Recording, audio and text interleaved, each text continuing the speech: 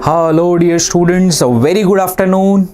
तो welcome to yet another session of thermal properties. आज हम लोग देखने वाले हैं radiations. Yes, very good afternoon Venupriya, very good afternoon Rishabh. चलो चलो चलो जल्दी से अपनी अटेंडेंस डाल दो। आज का सेशन बढ़िया रहने वाला है। देखो, रेडिएशन इज़ मोस्ट ऑफ जो है वो थियोरेटिकल सेक्शन रहता है, लेकिन समझना बहुत ज़रूरी है। रेडिएशन को बहुत अच्छे से समझना ज़रूरी है। न्यूटन्स लॉ ऑफ कूलिंग देखेंगे, किरचॉफ्स लॉ देखेंगे, क्या एब्जॉर्प्टिविटी होती है, एमिसिविटी क्या होती है, बहुत सारे टॉपिक्स है। सबसे पहले मस्त लाइक कर दो। चलो शुरू करते हैं। Yes, hello Aditya, hi.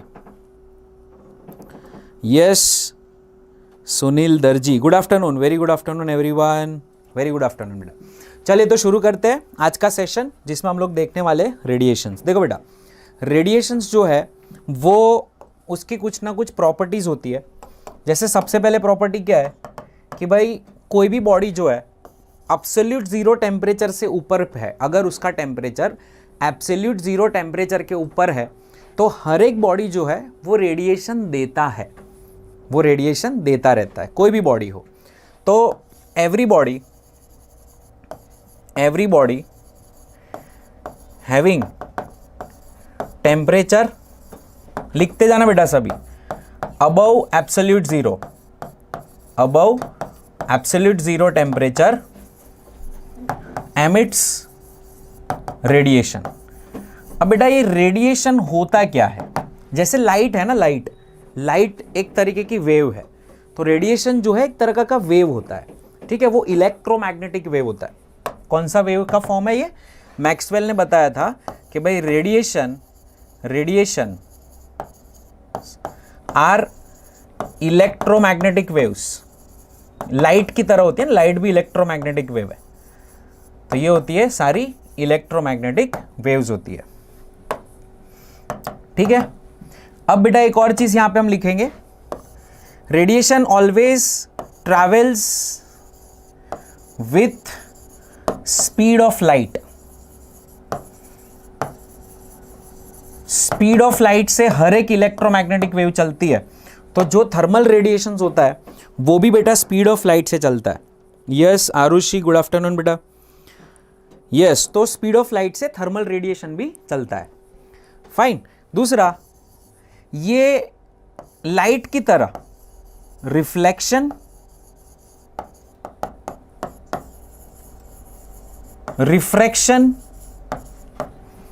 And polarisation जैसी कैरेक्टरिस्टिक शो करता है। रिफ्लेक्शन मतलब यहां पे थर्मल एनर्जी गिर के जा सकती है, एब्जॉर्ब हो सकती है, ठीक है, और पोलराइज हो सकती है। पोलराइजेशन क्या है वो आप आगे पढ़ोगे, अभी उसके बारे में टेंशन लेने की जरूरत नहीं है। तो रिफ्लेक्शन, रिफ्रैक्शन एंड पोलराइजेशन तीनों कैरेक्टरिस्टिक्स शो करता है, इज शोन बाय रेडिएशन, ठीक है। रेडिएशन को, हीट एनर्जी के रेडिएशन को आप सबने फील किया हुआ है। जैसे गरम गरम चाय है ना, और उसके ऊपर ऐसे आप हाथ रखोगे, या तो बाहर से एकदम कोई कपड़े गर्मी में जो सूखे हुए थे कपड़े, सनलाइट में कोई कपड़े सूखे हुए होते हैं, और उसको आप एकदम से सनलाइट से एसी में लेकर आते, उसके ऊपर ऐसे ऐसे हाथ रखना, तो आपको थोड़ी गर्मी फील होगी। जो आपको ये गर्मी फील हो रही है ना, वही है बेटा रेडिएशन, ठीक है। थर्मल रेडिएशन कहते हैं इसको। क्या कहते हैं? ज़्यादातर हम यहाँ पे बात करने वाले एक रेडिएशन की, जिसको हम कहेंगे, किसकी बात करने वाले ज़्यादातर? We are going to talk about thermal radiation. हम बात करने वाले थर्मल रेडिएशन की, थर्मल रेडिएशन, क्योंकि हम लोग इस चैप्टर में ज़्यादातर गर्मी की बात कर रहे हैं, तो हम बेटा यहाँ पर थर्मल रेडिएशन की बात करने वाले हैं, ठीक है। तो कोई भी ऑब्जेक्ट है, अगर वो ज़्यादा टेम्परेचर पे, अगर किसी ऑब्जेक्ट का इफ टेम्परेचर इज मोर, ज़्यादा टेम्परेचर पे है वो, हायर द रेडिएशन,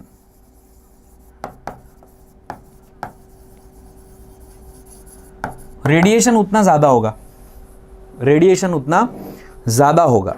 अब क्योंकि ये रेडिएशन है क्या, मैंने कहा रेडिएशन क्या है? Electromagnetic wave. तो बेटा हर एक वेव जो होती है उसकी बेसिक फंक्शनैलिटी, बेसिक कैरेक्टरिस्टिक्स आपको पता होनी चाहिए। तो बेटा कोई भी वेव जो होती है वो इस तरह से जाती है ऐसे, है ना। तो ये वेव की जो होती है एक लेंथ को हम लोग कहते हैं वेवलेंथ। क्या कहते हैं बेटा इसको? वेवलेंथ कहते हैं। लैम्बडा से इसको डिनोट किया जाता है, इसको बेटा कहा जाता है वेवलेंथ। ठीक है। अब बेटा जितना ज्यादा टेम्परेचर बढ़ेगा, आप अगर टेम्परेचर को बढ़ाओगे तो ये जो वेव है वो ऐसी होती जाएगी, ऐसी, मतलब उसकी जो वेवलेंथ है वो डिक्रीज होती है। शॉर्टर वेवलेंथ की थर्मल रेडिएशंस निकलती है। तो थर्मल रेडिएशंस भी अलग अलग टाइप की होती है। जितना वेवलेंथ, जितना टेम्परेचर ज़्यादा होगा उतना उसका जो वेवलेंथ है वो छोटा होगा। और शॉर्ट वेवलेंथ वाले जो होते हैं वो हमेशा ब्लूअर लाइट होते हैं, ब्लूअर साइड जाएगा। और जो लॉन्ग वेवलेंथ होती है, एकदम बड़ी बड़ी जो वेवलेंथ होती है वो रेड वाले की होती है। तो रेड लाइट जो है उसका लैम्बडा बड़ा होता है, ग्रेटर वेवलेंथ। और जो ब्लू लाइट होती है उसका लैम्बडा छोटा होता है। और ऑरेंज वाले का या येलो वाले का बीच में कहीं पे होता है। बेटा यहां तक समझ में आया सबको? कैरेक्टरिस्टिक्स पता चली? ओके देना। ठीक है, एकदम शांति से हम लोग पढ़ेंगे इसको। पूरा थर्मल को एकदम दिमाग में फिट कर लो बेटा अच्छे से। ठीक है, चलो ओके बेटा, ओके ओके ओके। चलो अभी आगे बढ़ते हैं, नेक्स्ट आगे बढ़ते हैं। दैट इज, चलो बेटा यहाँ तक ये सारे पॉइंट्स आपको रेडिएशन के आई होप पता चल गए होंगे सबको। फाइन, चलो अभी आगे बढ़ते हैं। नेक्स्ट है, पहले समझो एनर्जी क्या है, पावर क्या है और इंटेंसिटी क्या है। एनर्जी किसको कहते हैं, पावर किसको कहते हैं, इंटेंसिटी किसको कहते हैं। तो एनर्जी, तो थर्मल एनर्जी को ही हम लोग एनर्जी कहेंगे, राइट। तो ये एनर्जी की जब मैं बात करूं तो आपको क्या समझना है, I am talking about thermal energy. यहां पे मैं किसकी बात करने वाला हूं, थर्मल एनर्जी। क्योंकि बेटा ये तीन वर्ड्स बहुत आएंगे, इंटेंसिटी, पावर और एनर्जी। ये तीनों को अच्छे से समझ लिया तो आगे आपका समझना एकदम आसान हो जाएगा चीजों को। अब पावर क्या होता है, तो power is nothing but energy upon time.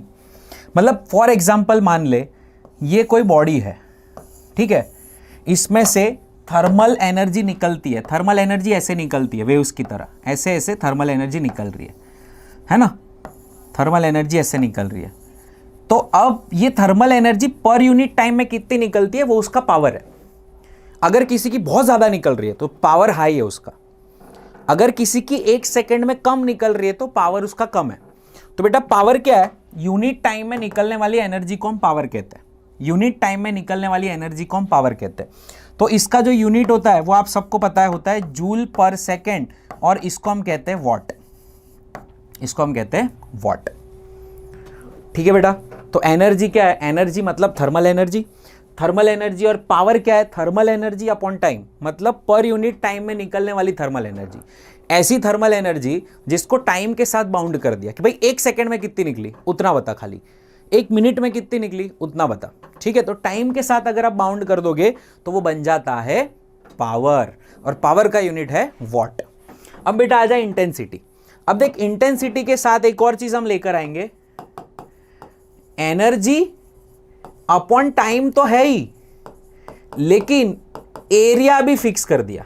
क्या फिक्स कर दिया, एरिया भी। जैसे फॉर एग्जांपल ये कोई बहुत बड़ा एरिया था, है ना, अगर मैंने उसका एकदम छोटा टुकड़ा ले लिया, कितना छोटा टुकड़ा, 1 मीटर स्क्वायर, तो सर पूरे में से तो निकल रही थी एनर्जी, कोई दिक्कत है ही नहीं, पूरे में से तो जो भी एनर्जी निकलने वाली थी वो निकल रही थी, लेकिन इस टुकड़े में से कितनी निकल रही है मुझे तो उसमें इंटरेस्ट है ना, इस टुकड़े में से कितनी निकल रही है मुझे तो उसमें इंटरेस्ट है।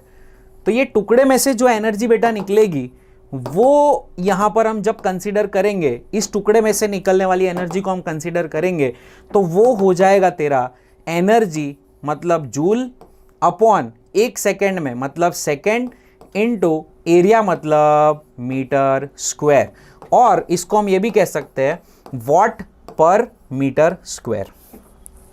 मतलब कि अभी फिक्स एरिया में से निकलने वाली एनर्जी की बात हो रही है, तो उसको हम लोग इंटेंसिटी कहते हैं। क्या कहते हैं बेटा, इंटेंसिटी कहते हैं। ठीक है, तो ये हो गया तेरा पावर अपॉन एरिया भी कहते हैं इसको। इंटेंसिटी का एक और नाम है पावर अपॉन एरिया, इसको हम आई से डिनोट करते हैं। ठीक है बेटा, डन है। तो power upon area is intensity. तो ये तीन वर्ड्स को अच्छे से समझना, कहीं कहीं पावर आएगा, कहीं कहीं इंटेंसिटी आएगी, कहीं कहीं पे एनर्जी आएगी खाली, है ना। तो ये तीन वर्ड्स को अच्छे से समझना। पावर मतलब पर यूनिट टाइम मिलने वाली एनर्जी, इंटेंसिटी मतलब पर यूनिट टाइम पर यूनिट एरिया में मिलने वाली एनर्जी। ठीक है बेटा, क्लियर है। आगे बढ़ते हैं, चल। Prevost theory of heat exchange क्या कहती है भाई? ये अंकल ने ऐसा बोला था, देखो अगर आपके पास कोई मटेरियल है, ठीक है, और आपके पास एक दूसरा मटेरियल है यहां पे, ठीक है, मान ले ये 20 डिग्री सेल्सियस पे और ये है, या इसको हम ले लेते हैं, मान ले ये है तेरा 100 डिग्री सेल्सियस पे है और ये है तेरा 10 डिग्री सेल्सियस पे, ठीक है। तो ये 10 डिग्री सेल्सियस पे, 100 डिग्री सेल्सियस पे। अब ये 10 डिग्री सेल्सियस पे है, तो प्रीवोस्ट ने क्या कहा था? अब प्रीवोस्ट की जब भी बात आएगी तो उसने सेल्सियस की जगह पर एब्सोल्यूट टेम्परेचर की बात करी थी। किसकी बात करी थी? Absolute temperature. मतलब अगर ये 100 डिग्री सेल्सियस है तो ये होगा मेरा 373 केल्विन। ये मेरा 10 डिग्री सेल्सियस है तो ये मेरा हो जाएगा बेटा 283 केल्विन। ठीक है। और मैं एक और यहां पर ले सकता हूं, एक और मटेरियल ले लूं, मान लीजिए 0 डिग्री सेल्सियस पे है ना। तो ऐसा मत समझना इसका टेम्परेचर 0 है, ये 273 केल्विन पर है। ठीक है।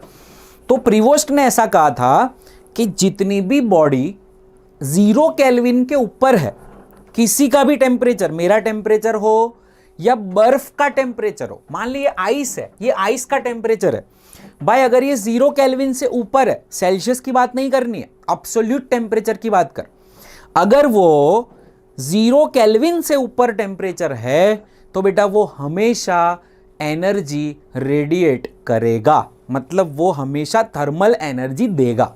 कितनी ज्यादा देगा वो डिपेंड करेगा उसका टेम्परेचर कितना ज्यादा है। फॉर एग्जाम्पल अगर मैं इसकी बात करूं, तो ये थर्मल एनर्जी देना स्टार्ट कर रहा है, मान ले ये थर्मल एनर्जी दे रहा है ऐसे नीचे साइड दे रहा है, ठीक है,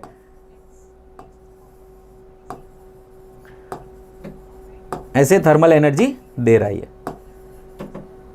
फाइन, ऐसे थर्मल एनर्जी वो दे रहा है, फाइन, यहां से दे रहा है ऐसे, ये थर्मल एनर्जी दे रहा है, ठीक है। तो ये थर्मल एनर्जी दे रहा है।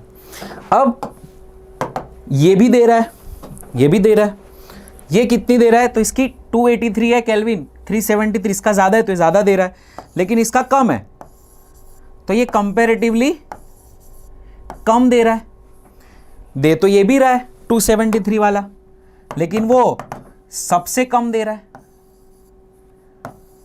ठीक है। तो आप देख सकते हो ये सबसे ज्यादा एनर्जी रेडिएशन एनर्जी दे रहा है, ये रेडिएशन, इसका जो देने वाला रेडिएशन है वो कंपैरेटिवली मीडियम है और इसका सबसे कम है।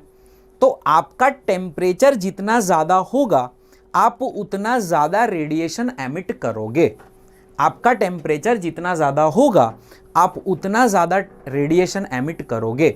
अच्छा, अब अगर इन दोनों को नजदीक रखा जाएगा, इन दोनों को नजदीक रखा जाएगा तो इसका रेडिएशन इसको मिलेगा और इसका रेडिएशन निकल के इसको भी मिलेगा। तो एवरी बॉडी, प्रीवोस्ट ने क्या कहा था, सभी बॉडी कुछ रेडिएशन देती है और कुछ रेडिएशन सराउंडिंग से लेती है। अगर किसी बॉडी का रेडिएशन लेने का रेट रेडिएशन देने के रेट से ज्यादा है, अगर ज्यादा रेडिएशन ले रही है और कम दे रही है, तो ये बॉडी क्योंकि ठंडी है, रेडिएशन ज्यादा लेना चल रहा है, उसका ले ज्यादा रही है, तो वो अब गर्म होगी धीरे धीरे, इसका टेम्परेचर बढ़ेगा। तो पहला पॉइंट हम क्या बताने वाले, तो फर्स्ट पॉइंट है बेटा आपका कि फर्स्ट पॉइंट है आपका क्या, कि every body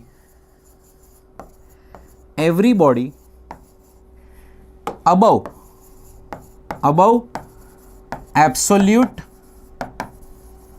zero temperature always emits radiation,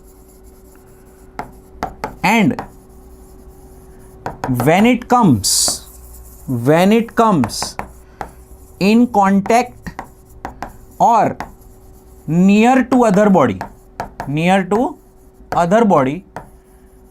और या तो सराउंडिंग में, एटमोस्फियर में से भी लेगा हो, near to other body, then it will absorb radiation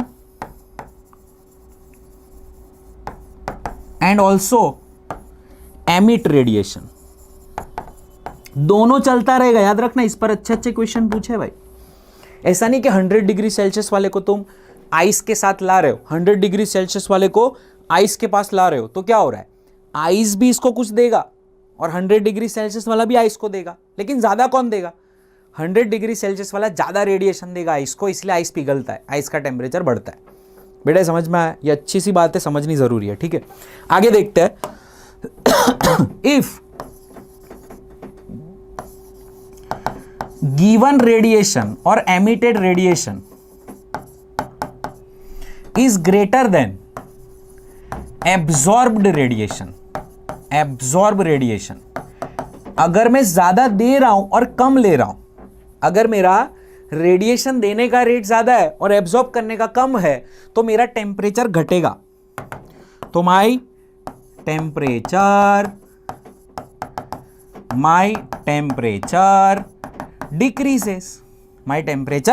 decreases. अगर यही चीज को मैंने आपको बोल दिया क्या, इफ absorbed radiation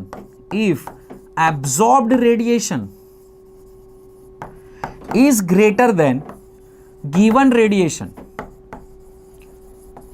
मैं एब्जॉर्ब ज्यादा कर रहा हूं और मैं रेडिएट कम कर रहा हूं, तो इस केस में मेरा माई टेम्परेचर विल इंक्रीज। मैं रेडिएशन ज्यादा ले रहा हूं तो मेरा टेम्परेचर बढ़ेगा, अगर मैं रेडिएशन कम लूंगा तो मेरा, देख दोनों चल रहा है साथ साथ में दोनों चल रहा है, रेडिएशन दे भी रहा हूं, रेडिएशन ले भी रहा हूं। तो प्रीवोस्ट ने क्या कहा था कि भाई अगर तुम एब्सोल्यूट जीरो टेम्परेचर के ऊपर हो और दो बॉडी, अरे छोड़ दे दो बॉडी, तू एटमॉस्फेयर के साथ भी कांटेक्ट में है ना, तो एटमॉस्फेयर तेरा कितने टेम्परेचर पे, मान ले मेरा रूम टेम्परेचर 27 डिग्री सेल्सियस है, तो एटमॉस्फेयर भी मुझे कुछ रेडिएशन देगा, क्लियर, और मैं भी एटमॉस्फेयर को कुछ दूंगा। तो उस केस में भी देखो, चाय आप ठंडी करते हो, सुनना ध्यान से, चाय आप जब भी एटमॉस्फेयर में रखते हो तो अगर गर्म चाय है तो वो ठंडी होकर मैच करती है, किसको मैच करती है,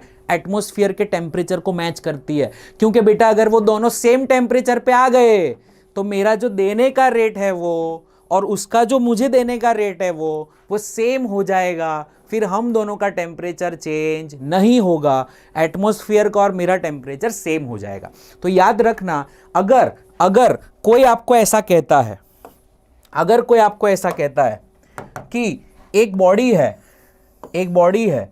ना, उसको हमने एटमॉस्फेरिक टेम्परेचर पे रखा है, मान ले 27 डिग्री सेल्सियस पे रखा है, 300 केल्विन पे रखा है, मान ले बेटा वो यहां पर दे रही है 1 2, अब तो मैं इसको करूंगा डुप्लीकेट, 3 4 5 6, ठीक है, ये 6 लाइंस दे रही है, तो ऐसा मत समझना कि ये सिर्फ ऐसे 6 लाइन एटमॉस्फेयर को दे रही होगी ना, ये अगर 6 लाइन एटमॉस्फेयर को दे रही है तो एटमॉस्फेयर भी उसको उतना रिटर्न में दे रहा होगा। तो यहां पर जब given radiation is equal to absorbed radiation, अगर given radiation is equals to absorb radiation है तो बेटा उस अवस्था को, उस सिचुएशन को हम कहते हैं इक्विलिब्रियम। बहुत बढ़िया सा क्वेश्चन इसके ऊपर पूछा था कि अगर कोई बॉडी एटमॉस्फेयर के साथ इक्विलिब्रियम में है तो क्या उसका मतलब ये कह सकते हैं कि कुछ एक्सचेंज चल रहा होगा?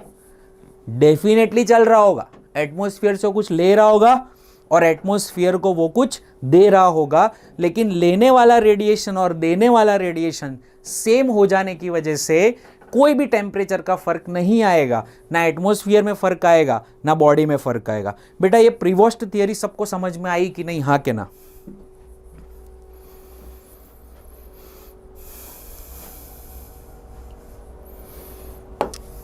चलो डन करते हैं, ओके आगे बढ़ते हैं। That is the next topic. Next topic क्या है? That is perfect black body हम किसको कहते हैं, काली बॉडी किसको कहते हैं। इट्स नॉट अबाउट कि ब्लैक दिखने वाली बॉडी ही ब्लैक बॉडी है, ऐसा नहीं होता, ठीक है, कि भाई ब्लैक दिखती है वही बॉडी ब्लैक हो सकती है, ज़रूरी नहीं है। अगर हम किसी बॉडी को बहुत सारा रेडिएशन दे रहे हैं और वो सारा दिया गया रेडिएशन एब्जॉर्ब कर ले, अगर वह हम किसी बॉडी को कुछ रेडिएशन दे रहे हैं और वो पूरा रेडिएशन एब्जॉर्ब कर ले, तो हमारे लिए वो ब्लैक बॉडी है। If a body absorbed, definition क्या होगा उसका? If a body absorbs all incident radiations, then that body is called black body. Then that body is called black body. Example है ब्लैक होल जो है वो भी black body है और सन भी ब्लैक बॉडी है, याद रखना, sun is a black body, sun is a black body, ठीक है। ब्लैक होल भी ब्लैक बॉडी है, ब्लैक होल भी क्या है? Black body. और यहां पर एक अंकल थे जिनका नाम था फेरी, है ना, तो इन्होंने भी एक ब्लैक बॉडी का कॉन्सेप्ट दिया था, मतलब हम बना सकते हैं, ऐसा बोला था। क्या बना सकते हैं? कि अगर यहां से कोई इंसिडेंट रेडिएशन जाता है तो यहाँ पे टकराएगा, यहाँ पे जाएगा, ऐसे जाएगा, ऐसे जाएगा, ऐसे जाएगा, ऐसे जाएगा, ऐसे जाएगा, ऐसे जाएगा। अब वो एग्जिट नहीं कर पाएगा, क्योंकि वो एग्जिट नहीं कर पाएगा, जितना भी रेडिएशन आपने यहाँ पे दिया, अब वो सारा रेडिएशन जो है वो अंदर के अंदर ही घूमता रहेगा, इसलिए वो अंदर फंस चुका है। तो आपने जो भी रेडिएशन इधर दिया वो एब्जॉर्ब हो चुका, तो इसको हम कहते हैं बेटा फेरिस ब्लैक बॉडी। ये क्या है? This is called Ferry's black body,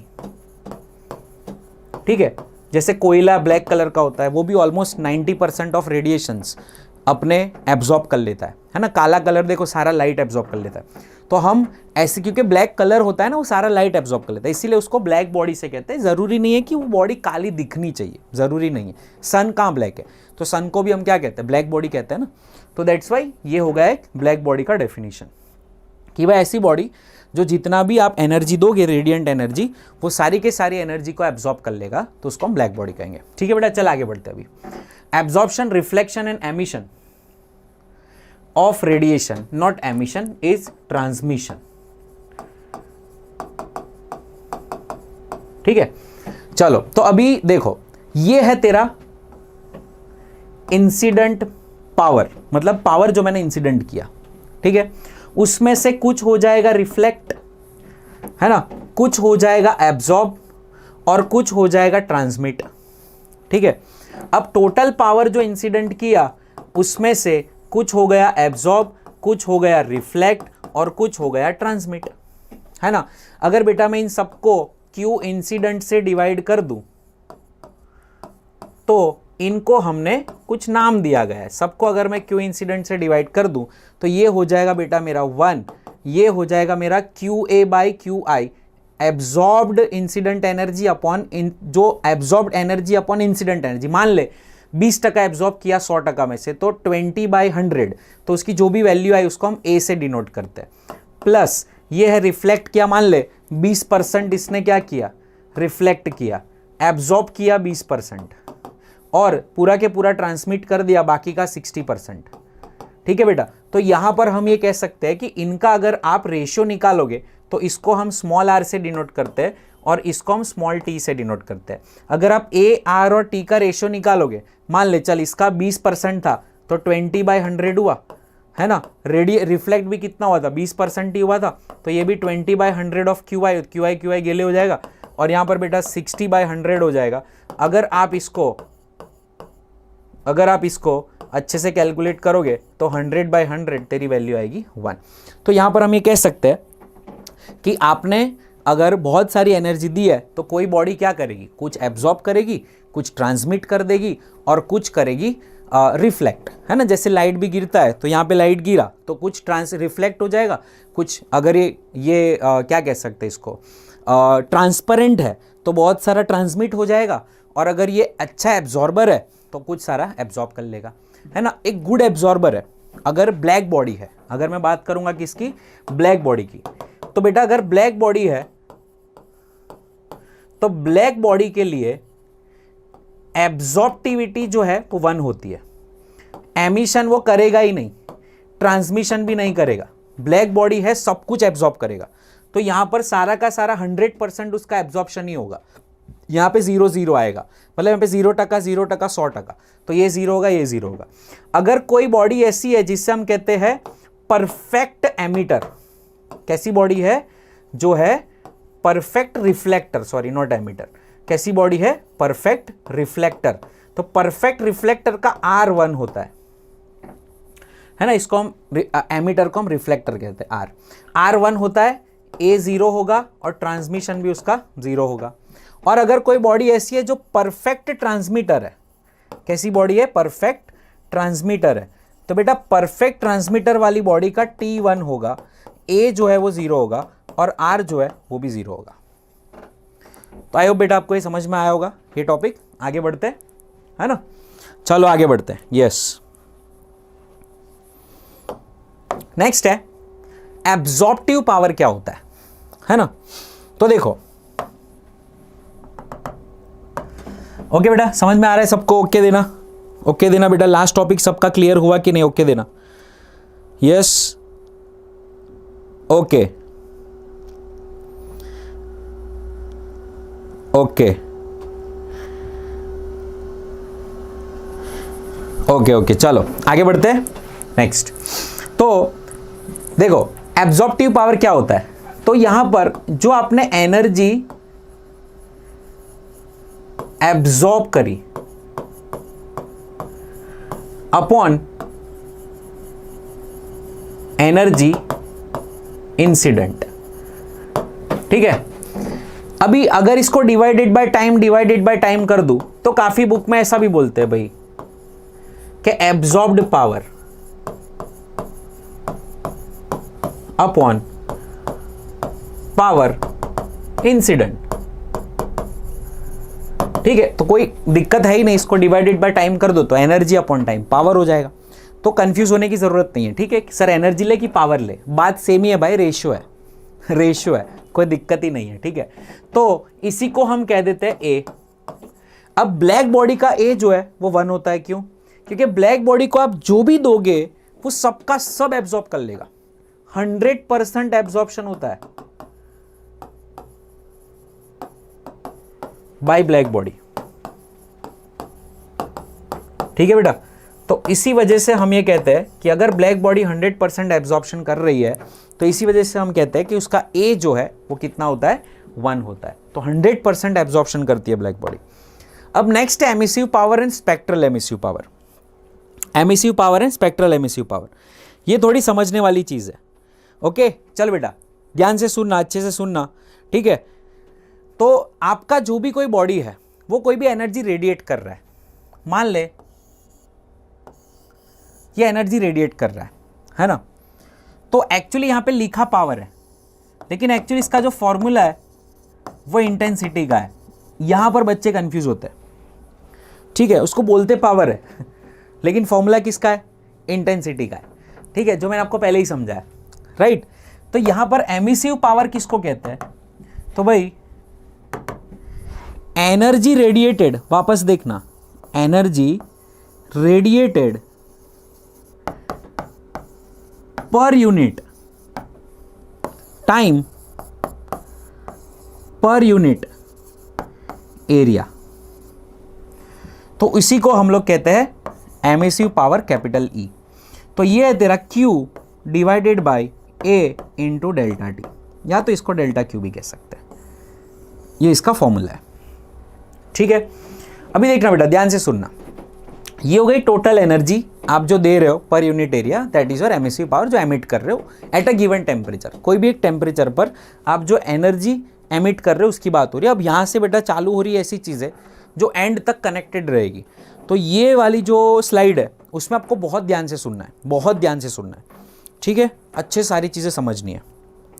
okay बेटा, चलो एकदम एक्स्ट्रा फोकस दे दो, एक्स्ट्रा फोकस दे दो सभी। फाइन, चलो। तो अभी कहना क्या चाह रहे हैं कि भाई अगर मैं किसी टेम्परेचर की बात करूं तो यहां पर तो मेरे ग्रीन कलर के रेडिएशन भी मे बी आ रहे होंगे, ठीक है, मे बी मेरे रेड कलर के रेडिएशन भी निकल रहे होंगे।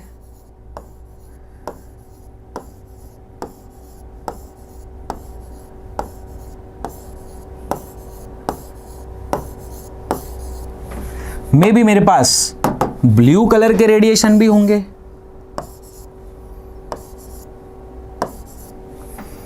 मे बी मेरे पास और कौन से होंगे, ग्रीन आ गया क्या, ग्रीन रेड वेड सब आ गया, वाइट कलर भी ले लेते हैं, मे बी वाइट कलर भी होंगे कुछ कुछ, ठीक है। तो आप देख सकते हो वैरायटी ऑफ रेडिएशन जो है वो मेरी बॉडी एमिट कर रही है। बहुत ध्यान से सुनना, ये जितने कलर्स है, ये जितने कलर्स है उन सबका वेवलेंथ अलग अलग है, उन सबका लैम्बडा अलग अलग है। और आपको ये बॉडी का कलर रेड कलर का दिखेगा क्योंकि लाल कलर सबसे ज्यादा एमिट हो रहा है। क्यों? क्योंकि अभी जिस टेम्परेचर पे ये बॉडी है उस टेम्परेचर पे ये बॉडी रेड कलर सबसे ज्यादा एमिट कर रही है। ये बॉडी किसी टेम्परेचर पे है, ये बॉडी किसी टेम्परेचर पे है, उसका एमिशन चालू है। जो एमिशन वाली एनर्जी जो निकल रही है उस बॉडी में से, द एनर्जी जो रेडिएट हो रही है उस बॉडी में से, वो पर unit area per unit time कितनी टोटल हो रही है, कितनी टोटल हो रही है, मैं उसकी बात कर रहा हूं। तो वो मेरी एमिसिव पावर कहलाता है।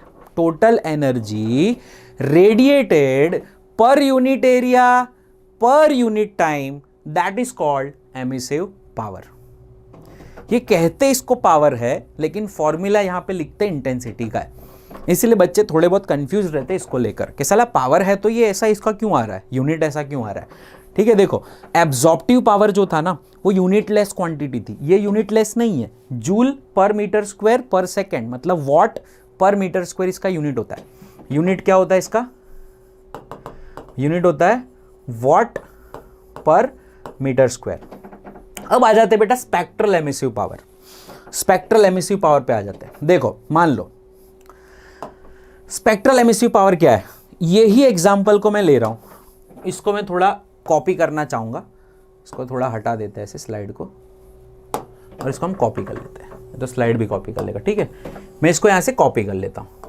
ठीक है, मान ले मैं इसको यहां से कॉपी कर लेता हूं and I am talking about a specified area, a specific area. मैं बात कर रहा हूं कुछ स्पेसिफिक एरिया की, कि सर मैं यूनिट एरिया की बात करूं, इस यूनिट एरिया की बात करूं, इस यूनिट एरिया की बात करूं, मान ले मैं इस यूनिट एरिया की बात कर रहा हूं। Let's I am talking about this unit area, ये एरिया की मैं बात कर रहा हूं। ठीक है, और बेटा इस एरिया को मैं कलर कर रहा हूं ये वाला।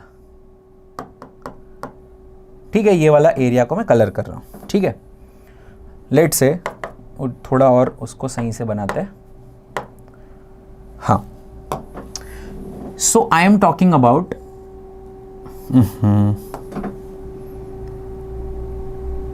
मान ले I am talking about this area.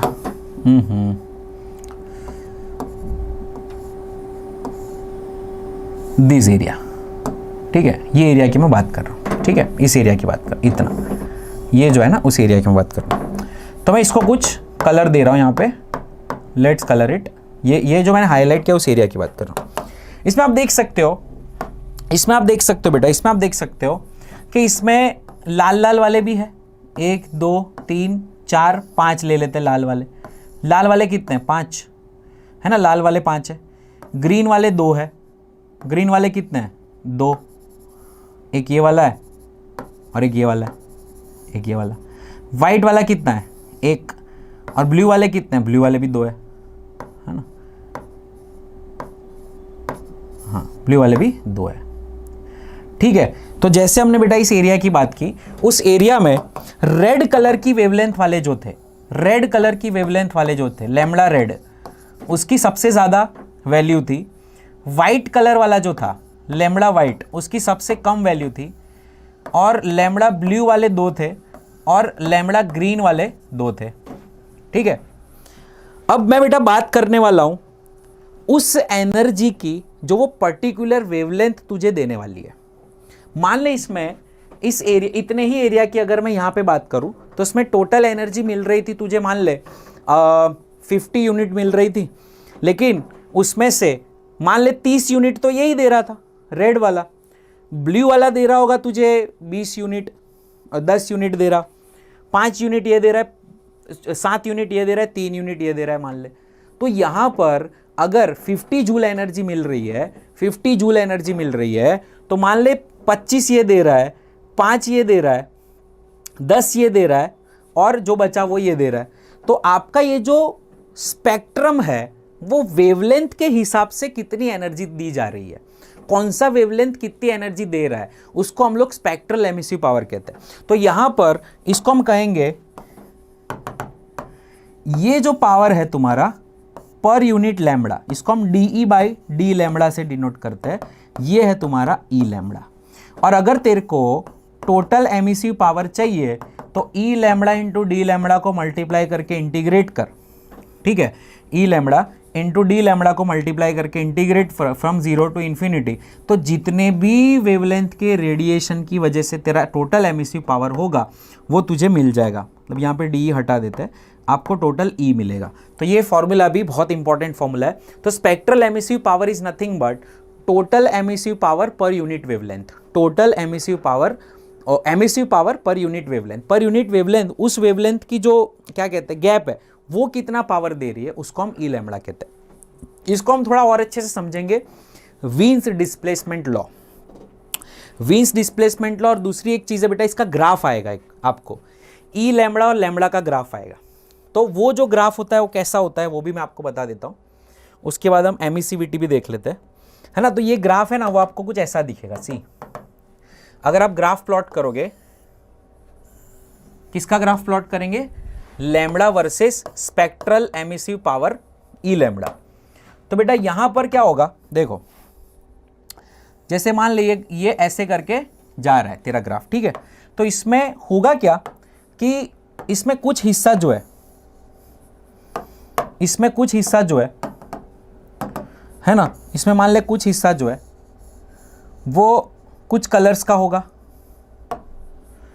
इसमें कुछ हिस्सा जो है वो कुछ और कलर का होगा, है ना। ये एनर्जी है बेटा, इसका एरिया जो है तुझे एनर्जी, अभी थोड़ा तेरे को मजा आएगा देखना, है ना, समझ में आएगा ना तो बहुत मजा आएगा। देख ये हो गया तेरा एक एरिया, एक बिल्डिंग और खड़ी हो गई, ये बिल्डिंग एक और खड़ी कर देते हैं यहाँ पे, है ना।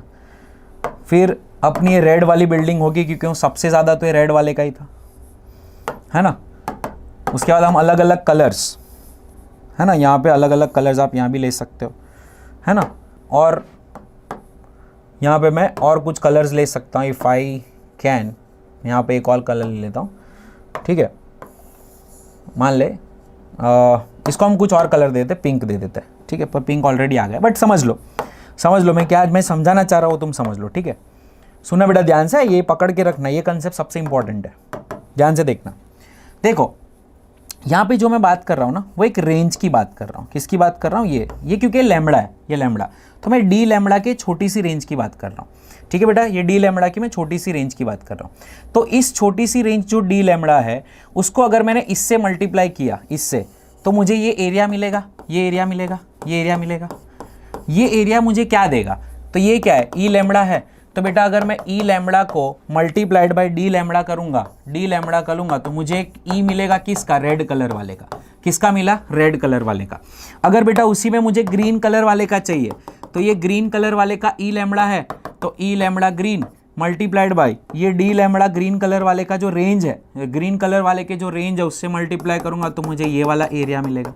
बेटा समझ में आया कि नहीं। So that will give you what, that will give you छोटा सा लैम्बडा ऑफ ग्रीन वाला, तो मेरे को ई ग्रीन वाले का मिलेगा। अब ऐसे आप करते गए तो बेटा इसी को हम कहते हैं इंटीग्रेशन, इसी को हम कहते हैं इंटीग्रेशन। मैथ्स वाले स्टूडेंट्स रिलेट करेंगे, बायो वाले स्टूडेंट्स को भी थोड़ा बहुत तो पता ही है कि इंटीग्रेशन आपको क्या देता है, area under the curve, area under the curve. मैंने वही तो बात की यहाँ पे, ई लैम्बडा और डी लैम्बडा का ग्राफ का एरिया अंडर द कर्व अगर आएगा पिक्चर में, तो वो आपको क्या देगा बेटा, वो आपको देगा एमिसिव पावर। वो आपको क्या देगा, एमिसिव पावर। अच्छे से समझो इसको, ठीक है। तो यही आपने वीन्स डिस्प्लेसमेंट में देखा। अभी हो क्या रहा है पता है, अभी जिस टेम्परेचर पे ये है, अभी जिस टेम्परेचर पे ये है उसमें रेड कलर जो है वो डोमिनेट कर रहा है, तो ये रेड कलर के करेस्पॉन्डिंग जो ये वेवलेंथ होती है उसको हम मैक्सिमम वेवलेंथ कहते हैं।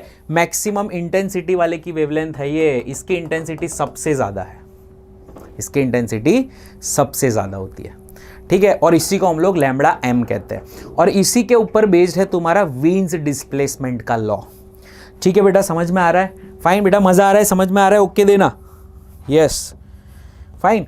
अब देख, इसी को मैं आगे भी कंटिन्यू करता हूँ, है ना। वीन्स डिस्प्लेसमेंट लॉ का ये ग्राफ देख लो, है ना। अब अगर जैसे जैसे आप कल मतलब टेम्परेचर बढ़ाते हो, जैसे ये देख, ये टेम्परेचर कितना है 2000 केल्विन, आपने 3000 केल्विन किया, आपने 5000 केल्विन किया, तो ये ग्राफ जो है ना वो धीरे धीरे पीछे शिफ्ट हो रहा है। देखो, इसका मैक्सिमम पीक यहाँ पे था, फिर इसका मैक्सिमम पीक यहाँ पे आया, फिर इसका मैक्सिमम पीक यहाँ पे आया।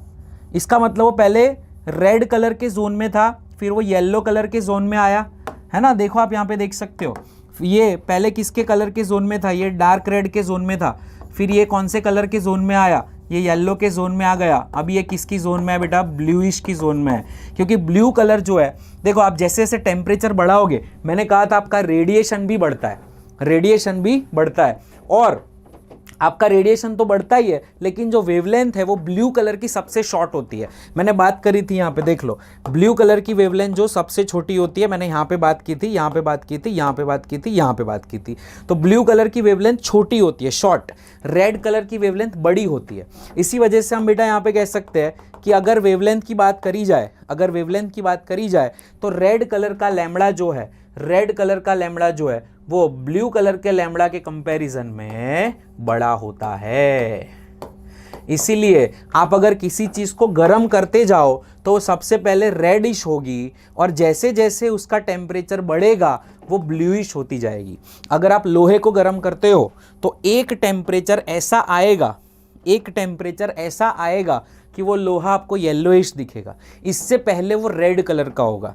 इसका मतलब ये नहीं कि जब लोहा ठंडा था तब कुछ नहीं दे रहा था, जब लोहा ठंडा था तब भी रेडिएशन दे रहा था, क्योंकि उसका टेम्परेचर अभी भी एब्सोल्यूट जीरो से ऊपर है, तो इसका रेडिएशन चालू रहता है। लेकिन आप जैसे जैसे टेम्परेचर बढ़ाते हो, उसका जो रेडिएशन आता है वो विजिबल रेंज में आ रहा है, जो हमें दिख रहा है। पहले हमें दिख नहीं रहा था, अभी हमें दिख रहा है। तो ये जैसा देखो, ये थोड़ा ऑरेंजिश कलर, ये थोड़ा येलोइश कलर। आप आंखें खाली कलर देख के बोल दोगे कि इसका जो टेम्परेचर है ना सर, वो इसके कंपैरिजन में इसका कम टेम्परेचर है, क्योंकि वो लाल कलर पे, और लाल कलर जो है वो कूलेस्ट माना जाता है, कूलेस्ट माना जाता है। और रेड कलर जो है, येलो कलर जो है, वो बीच में कहीं पे आता है। मतलब अगर तेरा टेम्परेचर बढ़ना स्टार्ट होगा तो तेरी जो विजिबल लाइट का कैरेक्टरिस्टिक्स है वो लाल कलर से लेके ब्लू कलर तक होता जाएगा, ठीक है। तो तुझे देख के पता चलेगा कि अच्छा भाई फाइन, मेरा टेम्परेचर बढ़ रहा है क्योंकि मेरा कलर चेंज हो रहा है। अगर तेरा टेम्परेचर बढ़ेगा तो तेरा कलर भी चेंज होगा, लाल कलर से लेकर ब्लू कलर तक आप पहुंचोगे। समझ में आया बेटा? डन है, फाइन।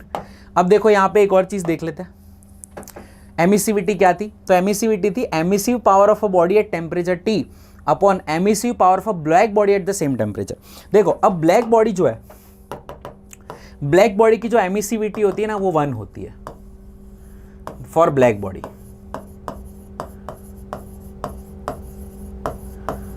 ठीक है। अब हो सकता है कि कोई ऑर्डिनरी बॉडी है, कोई ऑर्डिनरी बॉडी है और यहां पर है ब्लैक बॉडी, यहां पर है ब्लैक बॉडी।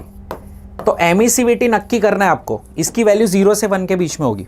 अगर आपको एमिसिविटी नक्की करना है तो आपको क्या चेक करना है कि भाई ये जो है 1 2 3 4 5 रेडिएशन दे रहा है, लेकिन जो मेरी ब्लैक बॉडी है वो 1 2 3 4 5 6 7 8 9 10 टाइम्स ज़्यादा रेडिएशन दे रहा है।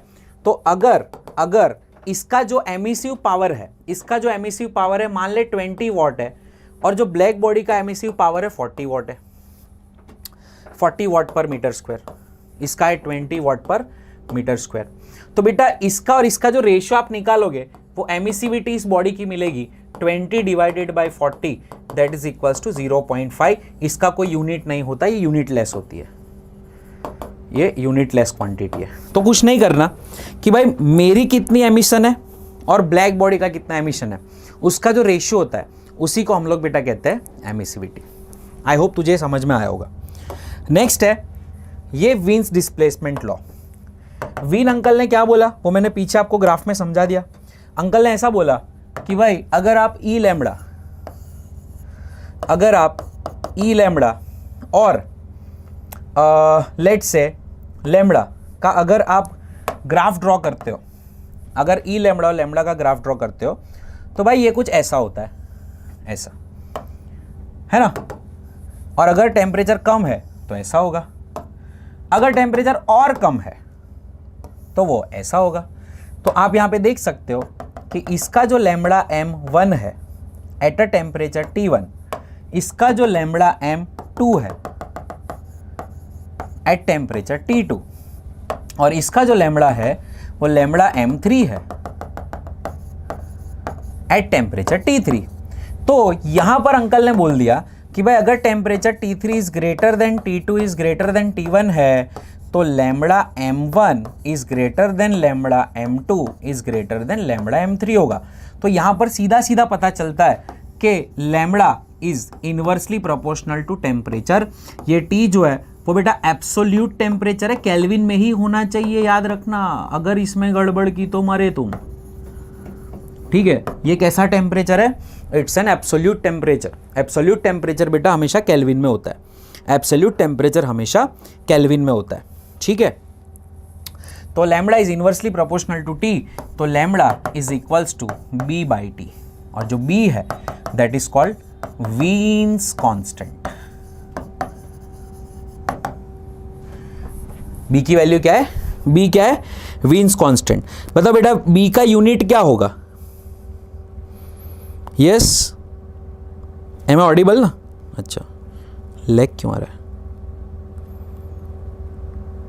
यहाँ आ रहा है, आई थिंक आ रहा है। ओके चलो, तो बी का यूनिट क्या होगा?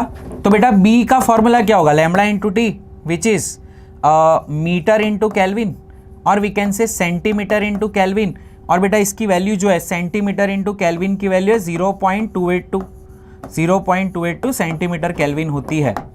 ठीक है, और 0.028 और 0.0028 और 2.82 इंटू 10⁻³ 2.82 इंटू 10⁻³ मीटर कैल्विन होती है। 2.82 इंटू 10⁻³ मीटर कैल्विन होती है। ठीक है बेटा, तो इसकी वैल्यूज आप याद रखना। इसको कभी कभी डायमेंशनली भी पूछा जाता है ना, डायमेंशनली भी पूछते हैं। यस, हेलो यान। और इसको ऐसे भी नॉर्मली भी पूछा जाता है। तो यहाँ पर ये पता चलता है कि सर टेम्परेचर से इन्वर्स रिलेशन लैम्बडा का है, मतलब तुम जैसे जैसे टेम्परेचर कम करोगे तुम्हारा लैम्बडा बढ़ेगा, और टेम्परेचर बढ़ाओगे वैसे वैसे कम होगा। टेम्परेचर बढ़ाओगे लैम्बडा कम, छोटे छोटे वेव्स, हाई फ्रीक्वेंसी वाले वेव्स, मतलब कि ब्लूइश कलर की तरफ तुम्हारी फ्लेम जाएगी। यस, चलिए बेटा आगे बढ़ते हैं। नेक्स्ट, यस, वीन्स डिस्प्लेसमेंट हमने डिस्कस कर लिया, ये भी हमने देख लिया। आगे बढ़ते हैं। Solar radiation is found to have an intensity maximum near the wavelength range of 470 nanometre. तो पता चला कि भाई सन से आने वाला जो रेडिएशन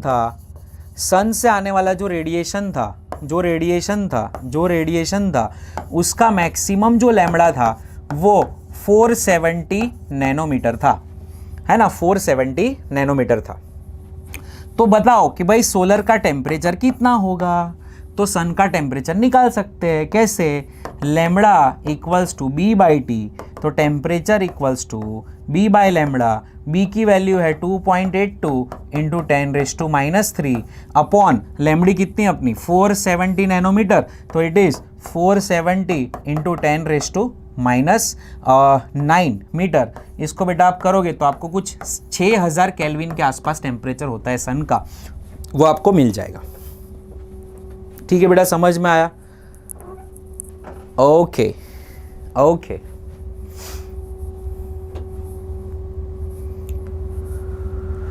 यस बेटा, यस,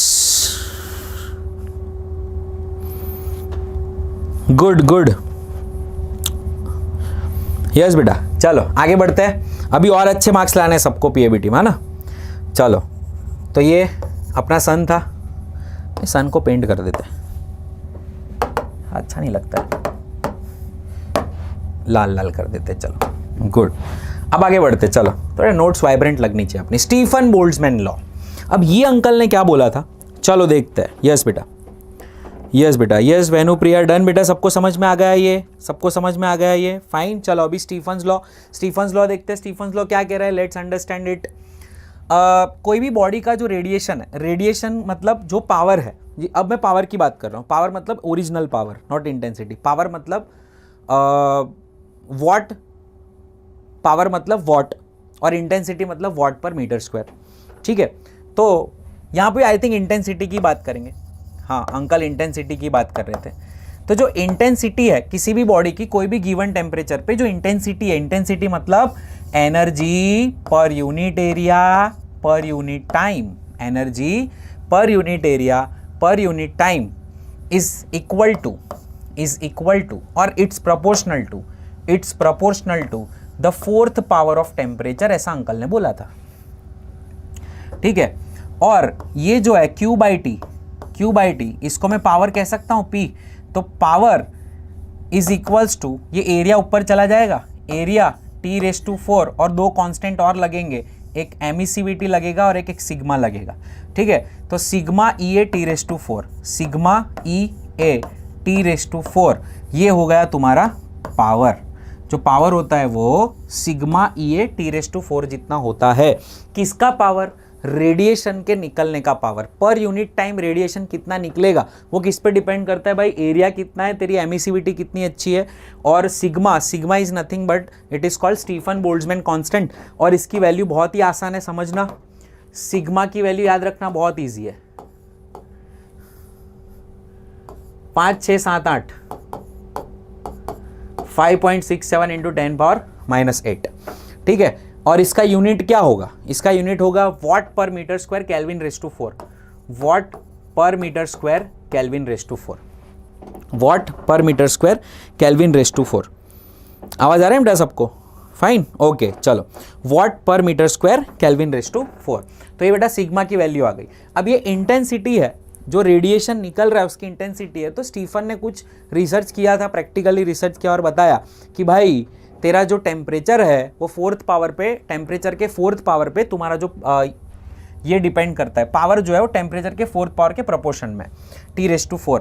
अगर ये बॉडी है, एमिशन निकाल रही है, टोटल एमिशन जो निकाल रही है, उससे जो एनर्जी मिल रही है पर यूनिट टाइम, उसकी बात करी जा रही है। उससे जो एनर्जी मिल रही है, कौन सी, रेडिएशन। ये खाली रेडिएशन के लिए, मैं बाकी कोई एनर्जी की बात नहीं कर रहा, I am just talking about radiation. तो यहाँ पे जो भी रेडिएशन निकलेगा उसके फोर्थ पावर पे डिपेंड करता है। इस पर बहुत सारे अच्छे अच्छे क्वेश्चन बने हुए हैं, ठीक है।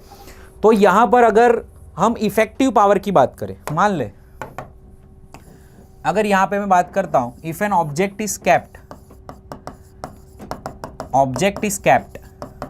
इन atmosphere having temperature Ts, इसको हम सराउंडिंग टेम्परेचर भी कहते हैं, सराउंडिंग टेम्परेचर। तो उस केस में क्या होगा बताओ, चलो उसमें प्रीवॉस्ट थियरी लगेगी। प्रीवॉस्ट ने क्या बोला था, प्रीवॉस्ट ने बोला था कि भाई तू देगा मैं भी तेरे को देगा, तो तू जो भी देगा उसमें से मैं तेरे को जो दे रहा उसको तू माइनस कर, तो तेरे को नेट पावर मिलेगा। तो भाई ये नेट पावर कितना दे रहा है, तो ऐसा तो तभी पॉसिबल है अगर सराउंडिंग का टेम्परेचर कम है और हमारा टेम्परेचर ज़्यादा है। तो अगर हमारा टेम्परेचर ज़्यादा है तो Q एमिटेड वो तेरा होगा, तेरे टेम्परेचर पे डिपेंड करेगा, sigma EA T⁴ and Q absorbed atmosphere से क्या लिया वो डिपेंड करेगा, सिग्मा EA T सराउंडिंग⁴। तो नेट कितना हुआ, नेट है Q एमिट किया माइनस Q एब्जॉर्ब किया।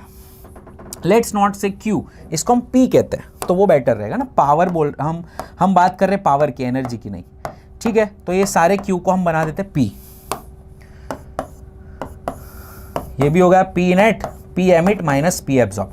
तो बेटा ये हो गया मेरा कितना, sigma EA common T⁴ minus T surrounding, this is the net power. तो कभी भी बेटा बात होती है किसकी, if we are talking about कि अगर किसी बॉडी को एटमॉस्फेयर में रखी है तो वो कुछ देगा कुछ लेगा तो नेट क्या होगा, जितना दिया और जितना लिया उसका डिफरेंस। अगर दोनों सेम हो गया, अगर तेरा टेम्परेचर सराउंडिंग का टेम्परेचर सेम हो गया तो नेट एनर्जी कुछ भी नहीं आएगी, जीरो। नेट एनर्जी कुछ भी नहीं आएगी, जीरो। क्लियर बेटा, डन है, मजा आ रहा है? चलिए आगे बढ़ते। नेक्स्ट है, a block of ice -10 degree Celsius is placed in a room, जिसका रूम का टेम्परेचर है 27 डिग्री सेल्सियस। देन क्या होगा, ऐसा पूछा है। तो आइस का टेम्परेचर -10 है, 27 डिग्री सेल्सियस उसका है ना। तो आइस जो है absorb more radiation than it emits, मतलब ये आइस का क्यूब है, वो जो एमिट कर रहा है वो कम करेगा, और जो लेगा एटमॉस्फेयर से जो लेगा वो ज़्यादा लेगा, क्योंकि एटमॉस्फेयर का टेम्परेचर तो भाई डेंजरस है, इससे तो ज़्यादा है, तो एटमॉस्फेयर इसको ज़्यादा देगा और वो कम देगा एटमॉस्फेयर को। तो रिजल्ट क्या होगा, एब्जॉर्प्शन ज़्यादा, एब्जॉर्प्शन ज़्यादा तो उसका टेम्परेचर डिप करेगा, और सॉरी इसका टेम्परेचर बढ़ेगा और वो पिघलना स्टार्ट करेगा। समझ में आया बेटा? तो प्रीवॉस्ट थियरी, यहां भी प्रीवॉस्ट थियरी आ गई। नेक्स्ट, दो स्फीयर है made of same substance. Same substance मतलब एमिसिविटी सेम है। एक का रेडियस 1 मीटर है, दूसरे का रेडियस 4 मीटर है, एंड उनके टेम्परेचर 4000 केल्विन है और एक का 2000 केल्विन है रिस्पेक्टिवली। मान ले हम इसको बेटा रेडियस R1 कह देते हैं, इसको रेडियस R2 कह देते हैं, इसको टेम्परेचर T1 कह देते हैं, इसको टेम्परेचर T2 कह देते हैं। Then the ratio of power radiated by two sphere is dash. तो power 1 upon power 2 is equals to, देखो पावर का फॉर्मूला क्या आता है, सिग्मा ई ए, एरिया का फॉर्मूला है 4 पाई R1 स्क्वायर और T1 raise to 4 divided by sigma E A 4 pi R2 square upon T2 raise to 4। तो ये बेटा मेरा हो गया R1 बाय R2 का whole square upon T1 by T2 whole raise to 4।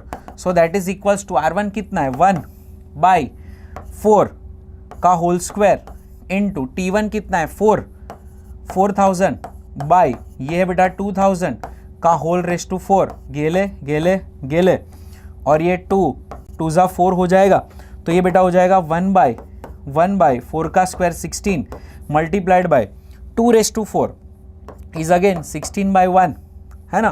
तो ये बेटा तेरा हो जाएगा 1। तो इनका जो रेशियो आएगा वो कितना आ रहा है 1।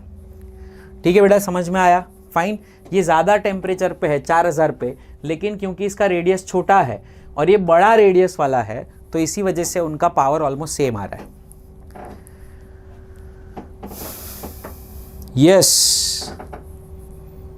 यस बेटा, आप लॉजिक से भी कर सकते हो, बट एज अ टीचर मुझे आपको सही तरीका बताने की ज़रूरत होती है। ठीक है, आपको सही तरीके पता होने चाहिए। ठीक है, तो एग्जाम्स, कॉम्पिटिटिव एग्जाम्स में हमेशा हम हाँ वो लॉजिक से भी बता सकते हैं, वो लॉजिक से भी बता सकते हैं, पहले वाला आइस वाला। लेकिन आइस वाले में आप लॉजिक से बता सकते हो, no doubt about it. But कई बार क्या होता है, अगर टेम्परेचर सेम लेने के बाद भी क्वेश्चन पूछ लिया, है ना, तो आप बोलोगे चल मान ले मैंने एटमॉस्फेयर ही -10 कर दिया होता, है ना, तो उस केस के अंदर आप ऐसा मानते कि कोई एक्सचेंज नहीं चल रहा है, बट एक्चुअली एक्सचेंज तो चल रहा है, दोनों का रेट ऑफ एक्सचेंज सेम होता है। तो आपको प्रीवॉस्ट थियरी के परसेप्शन से समझानी होती है चीज़ें। ठीक है, तो इसको रेडिएशन के परसेप्शन से हम समझ रहे हैं, बस आप एंजॉय करो, है ना। यस आप एंजॉय करो। चलो आगे देखते हैं। The rate of emission of radiation of a body at temperature 27 degree Celsius. यहाँ पे बच्चा फंसता है, यहाँ पे बच्चा फंसेगा। क्यों? क्योंकि बेटा यहाँ पर क्वेश्चन में टेम्परेचर दिया है 27 डिग्री सेल्सियस, मतलब आपको लेना है 300 केल्विन। यहाँ पर क्वेश्चन में टेम्परेचर दिया है 327 डिग्री सेल्सियस, आपको इसको लेना है 600 केल्विन। ठीक है, okay. The rate of emission of radiation of body at temperature 300 kelvin is 20 what. ठीक है, तो आपको ये पावर दे दिया है। Let's say this is P1, this is my T1। If the temperature of body is increase to this, ये T2 है, तो अब पावर कितना होगा, दैट्स द क्वेश्चन। तो बेटा P1 upon P2 is equals to T1 by T2 whole raise to 4। तो बेटा ये तेरा हो जाएगा T1 कितना है 300, T2 कितना है 600 by whole raise to 4, that is 1/16। अब पावर तेरा बेटा कितना है 20 watt upon P2 is equals to 1/16। तो P2 होगा बेटा 16 into 20, that is I think 320 watt is the correct answer. तो ऐसे अच्छे अच्छे छोटे छोटे क्वेश्चन इसके आते हैं जिसमें आपको बहुत ध्यान रखना है whenever we are talking about the calculation. उसमें छोटे छोटे कैलकुलेशन है बट ऊपर नीचे में गलती होती है। गलती सिली मिस्टेक्स छोटे क्वेश्चंस में ही होती है। गलती जो सिली मिस्टेक्स होती है ना वो बड़े क्वेश्चंस में नहीं होती, छोटे क्वेश्चंस में होती है, जिसमें आपने ऊपर नीचे करना भूल गए, P2/T1, किसी को P2 ले लिया, किसी को T2 ले लिया, तो ये गलतियां नहीं करनी है। ठीक है बेटा, चल आगे देखते हैं। A hot black body emits the energy at the rate of 16 joule per metre square per second. देख यूनिट देख के बता क्या है, पावर है कि इंटेंसिटी है? दिस इज इंटेंसिटी, है ना। इंटेंसिटी मतलब क्या, पावर अपॉन एरिया की वैल्यू दी है, मतलब सिग्मा ई T⁴ की वैल्यू दी है 16, इसको हम अल्फा कह देते हैं, अल्फा 1। ठीक है, सिग्मा ई T⁴ इसमें alpha 1 and in most intense radiation corresponding to 20,000 angstrom, मतलब λ1 जो है वो तेरा 20,000 एंगस्ट्रॉम दिया हुआ है। When the temperature of these bodies further increase and its most intense radiation corresponding to 10,000 angstrom, मतलब तेरा λ2 जो है वो जब 10,000 हो गया तब तेरा ये टेम्परेचर T1 था, टेम्परेचर T2। अब अंकल ने क्या बोला था, λ into T is constant always, है ना। तो λ1 T1 must B equals to λ2 T2। याद रखना बेटा, वेरी वेरी इंपॉर्टेंट थिंग। मैं यहां पर भी आपको हाईलाइट करके देता हूं। कहां गए वीन अंकल? वीन अंकल का सबसे इंपॉर्टेंट चीज है ये कि भाई λ1 T1 must be equal to λ2 T2 must be equal to λ3 T3। ये सबकी वैल्यू ऑलवेज कांस्टेंट रहती है। इस पर ढेर सारे क्वेश्चन आ सकते हैं। चल आगे बढ़ते हैं। हाँ, तो यहां पर ये नोट्स में मैंने लिख के रखा बेटा, नोट्स डिस्क्रिप्शन बॉक्स में डाल दूंगा। ठीक है, आप लोग डाउनलोड करके उसको प्रिंट कराना हो, इन्वर्ट करके करा सकते हो, या रख छोड़ना हो रख छोड़ सकते हो। ठीक है, λ1 T1 इक्वल्स टू λ2 T2, तो बेटा T1/T2 तेरा क्या होगा, λ2/λ1। ठीक है, ध्यान रखना, इसको काम लगेगा कहीं पे। अब मेरे को अल्फा 1 दे दिया है 16, मैं इसको यूनिट बोल देता हूँ, 16 यूनिट। अब मेरे को अल्फा 2 फाइंड करने का बोला है उसने, तो अल्फा 1 अल्फा 2 मेरा होगा सिग्मा ई T⁴, जो मुझे नहीं पता कितना, मुझे फाइंड करना है। But I know one thing कि alpha alpha 2 is equals to T1/T2 whole raise to 4 and that is equals to λ2/λ1 whole raise to 4। λ2 कितना है, λ2 इज 10,000 एंगस्ट्रॉम, λ1 कितना है 20,000 एंगस्ट्रॉम, गेले होल रेस टू 4 1/16। अब बेटा तेरा ये अल्फा 2 ढूंढना है तुझे, तो alpha 2 is nothing but 16 times alpha 1, that is 16 times 16, that is 256 what पर मीटर स्क्वायर, या तो joule per metre square per second. तो इसका बेटा आंसर आ रहा है तेरा 256। योर आंसर इज 256 वॉट पर मीटर स्क्वायर। चलिए डन है बेटा, सबका आ गया। ओके ओके ओके, आगे बढ़ते हैं, चलिए आगे बढ़ते हैं। यस, अब आता है सबसे important topic, that is Newton's law of cooling. Yes बेटा, चलो नेक्स्ट आता है न्यूटन्स लॉ ऑफ कूलिंग। अब न्यूटन्स लॉ ऑफ कूलिंग करेंगे, अच्छे से समझते हैं इसको, ये है क्या, कहना क्या चाहता है। जिसमें आपने पढ़ा होगा कि भाई dθ/dt, अब मैं थीटा मतलब टेम्परेचर, थीटा में यूज करूंगा किसके लिए, टेम्परेचर के लिए यूज करूंगा, है ना। तो dθ/dt equals to minus of k theta minus theta surrounding, ऐसा आपने कुछ फॉर्मूला इसका देखा होगा, है ना। और k की कुछ अजीब सी वैल्यू आती थी। और ये Newton's law of cooling, Newton's law of cooling कब अप्लाई होता है, जब तेरा सराउंडिंग का टेम्परेचर तेरे टेम्परेचर के बहुत नजदीक हो। अप्लाइड ओनली इफ, इसका कुछ कंडीशन है, नोट, बताता हूं क्यों, हाँ क्यों सब बताता हूं आपको, मजा आएगा, सबसे इंटरेस्टिंग टॉपिक है। Note, it is applicable only if body temperature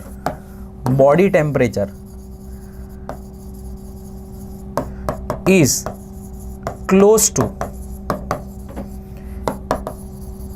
the temperature of surrounding,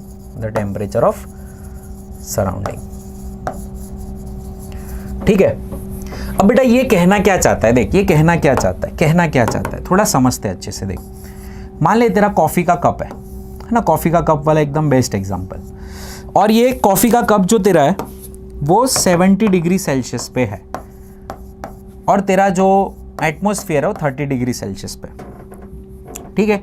तो बट ऑब्वियसली यहाँ पर तेरा बॉडी का टेम्परेचर ज़्यादा है, तेरा सराउंडिंग के टेम्परेचर से बॉडी का टेम्परेचर ज़्यादा है, ओके।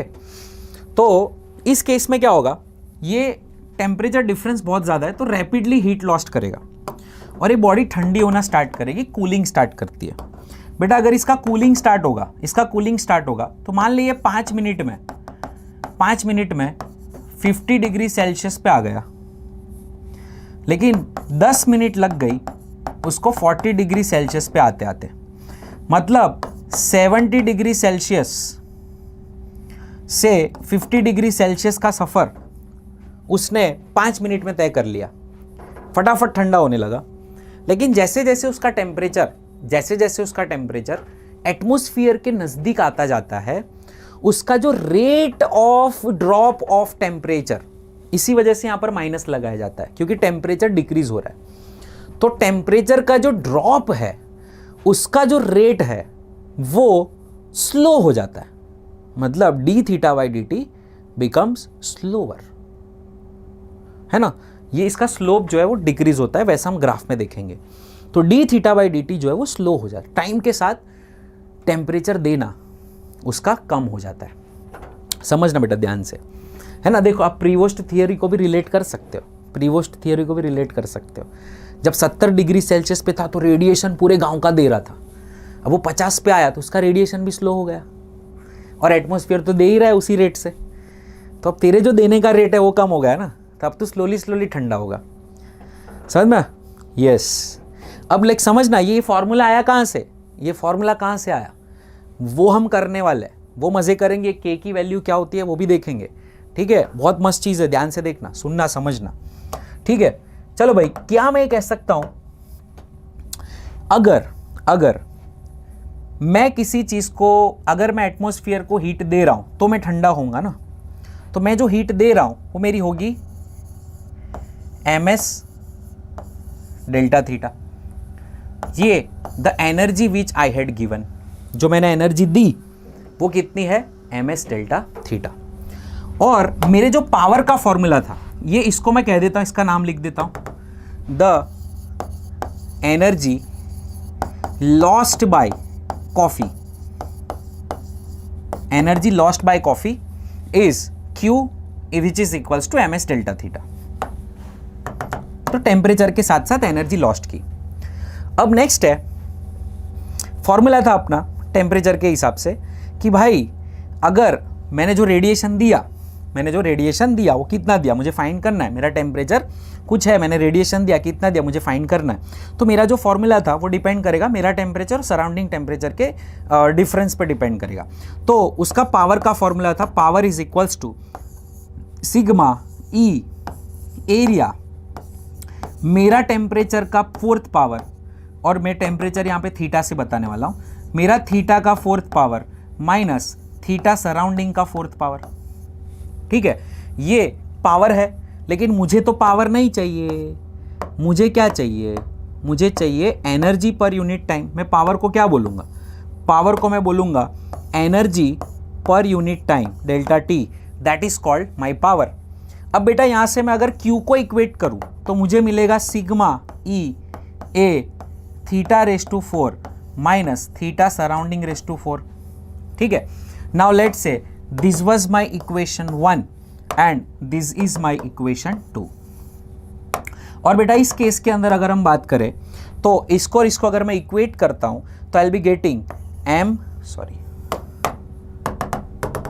ध्यान से समझना, ms delta theta is equals to sigma E A theta raise to 4 minus theta surrounding raise to 4, है ना। तो बेटा ये मेरा हो जाए इनटू, हाँ ये डेल्टा टी भी ऊपर चला जाएगा ना, ये डेल्टा टी भी यहाँ पे आएगा, यस ये डेल्टा टी यहाँ पे था, ये वाला डेल्टा टी ऊपर चला जाएगा यहाँ पे, तो डेल्टा टी यहाँ पे दिखेगा, मतलब तेरा डेल्टा टी तुझे यहाँ पर कहीं दिखना चाहिए, यहाँ पे, यस। तो अब मेरा आएगा delta theta upon time delta T is equals to sigma E A by ms, sigma E A by M S theta raise to 4 minus theta surrounding raise to 4, theta raise to 4 minus theta surrounding raise to 4। ठीक है, yes. अब मैं क्या करूंगा ध्यान देना, delta theta by delta T is equals to sigma E A by M S theta raise to 4। हाँ, तो delta theta by delta T is equals to sigma E A by M S. ध्यान देना बेटा, क्या मैं इसको ऐसे लिख सकता हूं, see theta raise to 4 minus theta surrounding raise to 4 को मैं ऐसा लिख सकता हूं, theta square plus theta surrounding का square into theta square minus theta surrounding का स्क्वायर। क्या मैं ऐसे लिख सकता हूं? डेफिनेटली यस, मैं लिख सकता हूं, theta square plus theta surrounding का square into theta square minus theta surrounding का स्क्वायर हम लिख सकते हैं। Now that is equals to sigma E A by M S. ध्यान देना, theta square plus theta surrounding का स्क्वायर। क्या मैं theta square minus theta surrounding के स्क्वायर को क्या लिख सकता हूं? इसको मैं क्या फर्दर ऐसे लिख सकता हूं, theta minus theta surrounding into theta plus theta surrounding. Yes, definitely लिख सकता हूं। मैं इसको लिख सकता हूं theta minus theta surrounding into theta plus theta surrounding. अब ध्यान देना, अब मैं आता हूं सबसे बड़ा अपना step, next step, very very important step. ये मैंने यहां पे कुछ लिखा था, पढ़ो क्या लिखा था। It is applicable only if body temperature is close to the temperature of surrounding. मतलब अगर मेरा थीटा ऑलमोस्ट थीटा सराउंडिंग के इक्वल होगा, तो ये थीटा, जब मेरा थीटा एडिशन के टाइम पे इसको इक्वल कर लो, थीटा सराउंडिंग कर लिया इसको, तो यहां पे बेटा मेरा हो जाएगा sigma E A by M S. ध्यान रखना, theta surrounding plus theta surrounding, तो 2 टाइम्स थीटा सराउंडिंग का स्क्वायर, और यहां पे ऐड करना, इसको मत छेड़ना, इसको, क्योंकि तो जीरो हो जाएगा। अगर इसको ये कंडीशन यहां डाली तो जीरो हो जाएगा, यहां डालनी है theta plus theta surrounding in again 2 times theta surrounding, और इसको हम ऐसा ही रहने देंगे, थीटा माइनस थीटा सराउंडिंग, इसको नहीं छेड़ेंगे। ठीक है, तो बेटा ये हो जाएगा मेरा 2 into 2 4 times sigma E A theta surrounding का cube divided by M S into theta minus theta surrounding, that is your delta theta by delta T. ठीक है, तो बेटा यहां पर ये जो चीज है ना, ये वाली जो चीज है, ये है ना, ये जो तुम्हारा है वो के है, और नेगेटिव साइन इसीलिए लगाते हैं क्योंकि टेम्परेचर डिक्रीज हो रहा होता है, और ये हो गया तेरा theta minus theta surrounding delta theta by delta T, और यहां से तुम्हारा आ गया न्यूटन्स लॉ ऑफ कूलिंग का फॉर्मूला।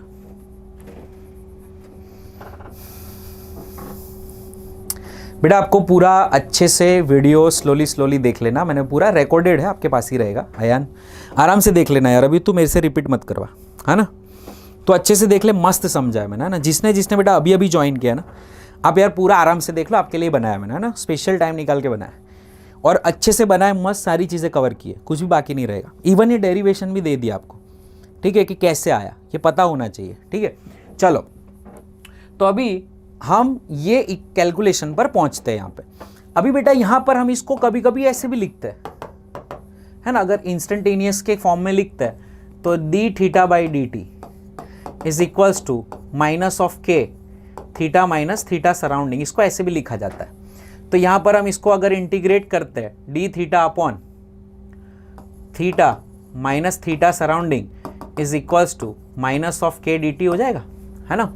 अगर बेटा इसको इंटीग्रेट किया जाए from initial temperature to final temperature, from 0 to T time, तो इसको मैं लिख सकता हूँ natural log of theta minus theta surrounding, कहाँ से कहाँ, थीटा इनिशियल से लेकर थीटा फाइनल तक, that is equals to minus of K T. और बेटा इसमें अगर लिमिट पुट करी जाए तो natural log of theta minus theta surrounding, theta final minus theta surrounding upon theta initial minus theta surrounding, that is equals to minus of K T. अगर बेटा exponential लिया जाए so theta final minus theta surrounding upon theta initial minus theta surrounding is equals to E raise to minus K T, और यहीं से आपको मिलता है theta final minus theta surrounding equals to theta initial minus theta surrounding into E raise to minus K T. और finally हम जो equation देखते हुए आए आपने कहीं ना कहीं ये इक्वेशन देखा होगा, वो हमें मिलता है कि फाइनल टेम्परेचर तुझे ढूंढना है तो theta surrounding plus theta initial minus theta surrounding, मतलब initial temperature difference e raise to minus K T से तेरे को काम हो जाएगा। या इसको हम ऐसे भी लिख सकते हैं, delta theta final equals to delta theta initial into E raise to minus K T. ठीक है, 2-3 बार अच्छे से बेटा डेरिवेशन देखना, everything will make sense, everything will make sense. ठीक है, आई होप आपको मजा आया होगा। ठीक है, यस, चल आगे बढ़ते हैं। हाँ, अब इसके अंदर न्यूटन्स लॉ ऑफ कूलिंग जो है ना, इसका एक और फॉर्मूला है एवरेज वाला, जो है delta theta by delta T is equals to minus of K, है ना, minus of K theta average. Theta average मतलब nothing but theta 1 plus theta 2 by 2 minus of theta surrounding. ठीक है बेटा, ये फॉर्मूला से भी हम अच्छे अच्छे क्वेश्चन सॉल्व कर सकते हैं। मैं एक क्वेश्चन आपको सॉल्व करके बताता हूँ। यस, ओके बेटा, thank you so much, thank you so much. एक क्वेश्चन मैं आपको इससे सॉल्व करके बताता हूँ। This is preferable for calculation, this is preferable for calculation. क्यों सर, ये क्यों प्रीफर कर रहे हो कैलकुलेशन में? भाई इसमें लॉग वॉग नहीं आता है, आराम से आंसर आ जाएगा, लॉग वॉग लेने की जरूरत नहीं पड़ेगी। जैसे एक क्वेश्चन देख लेते, चल फिर हम लोग एंड करते है ना। ये क्वेश्चन देख लेते हैं। Body at temperature 40 degree Celsius is capped in a surrounding of constant temperature 20 degree Celsius. It is observed that its temperature fall to 35 degree Celsius in 10 minutes.